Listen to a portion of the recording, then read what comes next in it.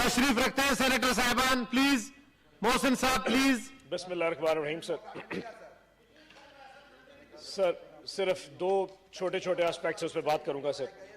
سب سے پہلے سر national geographic channel آپ نے بھی دیکھا ہوگا. سر آج کل ٹاک شو سے تو بہتر ہے نیشنل جیوگرافک کا چینل دیکھا کرے.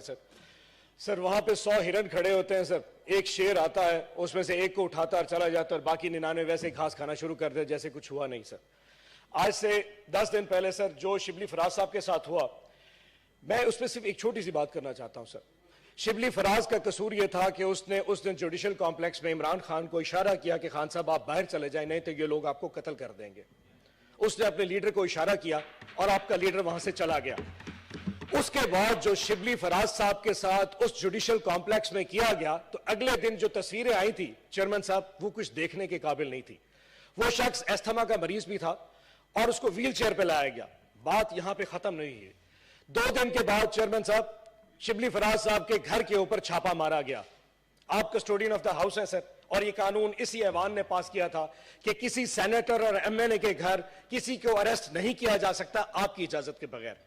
کیا اس ایوان میں آج اتنی ہمت ہے کہ ہم آئی جی اسلام آباد جس کو تمغہ آپ نے وہ حیدر دے دیا ہے, بہت بڑا بہادر کا بچہ ہوگا جی, اس سے پوچھ سکے کہ کس قانون کے تحت تم نے تو چادر 4 دیواری پامال کی تھی. چیئرمین صاحب اگر آج شبلی فراز کے گھر کی چادر 4 دیواری پامال ہو سکتی ہے, اس کی ماؤں بہنوں کی عزت نہیں ہے, تو کل کو جب ہمارے ساتھ ہوگا تو سارا ایوان ہم بھی اسی طرح ہنسیں گے. آج ہم ادھر بیٹھے ہیں تو کل یہ لوگ بھی ادھر ہوں گے. جب ان لوگوں کے گھروں میں پولیس جائے گی, ان لوگوں کے گھروں میں یہ ساتھ ہوگا, تو اس وقت پھر ہم بھی مسکرایا کریں گے. پھر ہم بھی نیشنل جیوگرافک چینل دے کے بتائیں گے کہ ایک ہرن اٹھ کے آئے, باقی سارے گھاس چر لیتے ہیں. یہ وقت گھاس چرنے کا ہے سر, یہ یاد رکھیے گا. دوسرا سر, ابھی ایک ارسطو آیا تھا, یہ پوری لائن میں سارے ارسطوؤں کی لائن ہے الحمدللہ. سر ایک ارسطو آیا تھا سی اور اس پورے عوام کو پاگل بنا کے چلا گیا. سر پچھلی گلی سے آیا اور الحمدللہ اس چوری میں ہم اس کے ساتھ مل گئے. آج 10 اپریل تھی, سپریم کورٹ کا حکم تھا کہ آج کے دن 21 ارب روپے اس گورنمنٹ نے الیکشن کمیشن کو پیسے دینے تھے. انہوں نے کس سائنسدانی سے, اس آرڈر کو آئے 5 دن گزر چکے ہیں, کس سائنسدانی سے آ کے انہوں نے پہلے اس کو کیبنٹ میں لے گئے کہ جی کیبنٹ میں اپروول کے لیے جا رہا ہے. پھر اچانک کیبنٹ کے کانپے ٹانگنی شروع ہو گئی. پھر اس کے بعد ای سی سی کا اجلاس بلا لیا, ای سی سی میں پھر کانپے ٹانگنی شروع ہو گئی, جی ہم اپروو نہیں کر سکتے. پھر نیشنل اسمبلی میں لے گئے, نیشنل اسمبلی سے ریفر کر دیا سینٹ کو, اور آج الحمدللہ چھپ کے آیا ایک چھوٹا سا پرچہ لے کے, ادھر سے بھمیری مار کے وہ کبڑا کسائی, ادھر سے بھمیری مار کے کاغذ دے کے ہمیں کے چلا گیا, اور یہ کہتا ہے جی فائنانس بل کو ریفر کر دیا ہے.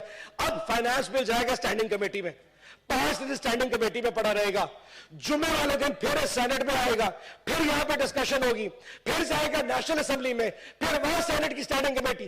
سر یہ سٹینڈنگ کمیٹیاں کھیلنا بند کر دیں. سر آج آپ کو چاہیے تھا کہ 21 ارب روپے اپروو کر دیا, جائے جا کے 21 ارب دے دیں الیکشن کمیشن کو اور الیکشن کا اعلان کر دیں. آج سر ان کی چوری میں ہم حصے دار بن چکے ہیں, ان کی اس دوڑ میں, ان کی اس الیکشن سے بھاگنے کی دوڑ میں ہم ان کے پورے حصے دار ہیں. آپ فرنٹ رو دیکھ لیں سر, ان کے مکہ سے دیکھ لیں, صرف اس ایک پرچے کے لیے اٹھ کے یہاں سے آئے تھے. سر ایک پرچے کے لیے اپنا کام کر کے چلے گئے. اب جاؤ کنٹیمپٹ آف کورٹ کے لیے, نیشنل اسمبلی بھی بھگتے گی اور ہم بھی بھگتیں گے. تیسری چیز سر, ایک خاتون آئی تھی ابھی منسٹر صاحبہ, بہت فیڈرل منسٹر کرنے کا بہت شوق ہے, بڑی چوڑے ہو کے فیڈرل منسٹر, جس چور دروازے سے ہے ہمیں سب پتا ہے. میں صرف ان کی ایک کارستانی بتا دوں, مجھے نہیں پتا ڈاکٹر ثانیہ نے اپنا کیس کیسے پلیڈ کیا, میں صرف بیت المال کی بات کر دیتا ہوں. بیت المال کی 3 گاڑیاں سر, 3 سرکاری گاڑیاں آج بھی پارلیمنٹ لاجز کے اندر, جہاں پہ ایم ڈی بیت المال نہیں رہ سکتا, 3 سرکاری گاڑیاں جو کہ مجھے نظر آتی ہیں, جن کے نمبر پلیٹ مجھے یاد ہے, وہ پارلیمنٹ لاجز کے باہر کھڑی ہیں. اتنے بڑے فنکار بیت المال کی سرکاری گاڑیاں پارلیمنٹ لاجز میں اپنے زیر استعمال رکھ کے یہاں پہ بھاشن دینے آئی تھی ایتھکس کا. نمبر 1. نمبر 2 فرما رہی تھی کہ بیت المال میں عمران خان کے فوٹو لگے ہیں.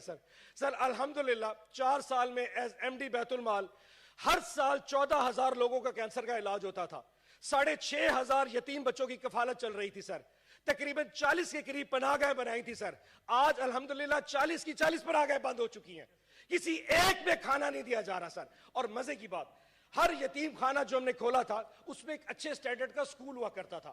ملتان میں جو ہمارے یتیم خانے کے بچے ہیں سر, جس سکول سے میں پڑھا ہوں میں نے ان بچوں کو اسی سکول میں داخل کرا دیا, ملتان پبلک سکول میں جا کے.